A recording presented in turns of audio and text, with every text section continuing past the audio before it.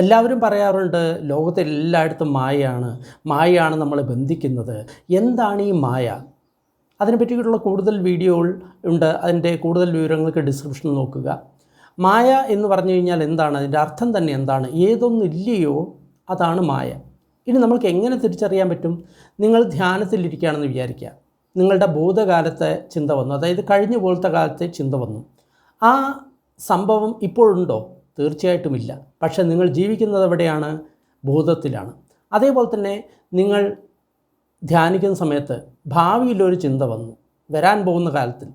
അത് സത്യമാണോ? അല്ല. ഈ സമയത്ത് അതുണ്ടോ? ഇല്ല. അടുത്തതായിട്ട് നിങ്ങൾക്ക് പലതരം ചിന്തകൾ വരുന്നു.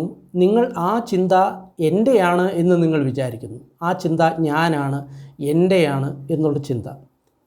ഇത് ശരിയാണോ? നിങ്ങൾ ആഗ്രഹിച്ചിട്ടാണോ ആ ചിന്ത വന്നത്? അല്ല. നിങ്ങൾ ആഗ്രഹിച്ചുകൊണ്ട് ആ ചിന്ത ഇല്ലാതാകുമോ? ഇല്ല.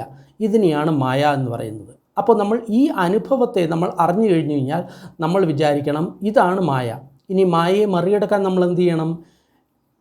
ഭൂതത്തിനെയും ഭാവിയെയും വിട്ട് ഈ പ്രസൻറ്റ് മൂമെൻറ്റിൽ, അതായത് ഈ വർത്തമാന ക്ഷണത്ത് എന്താണ് സംഭവിക്കുന്നത് എന്ന ജ്ഞാനത്തോടു കൂടി നമ്മൾ നോക്കുകയാണെങ്കിൽ ആ സമയത്ത് മായയില്ല.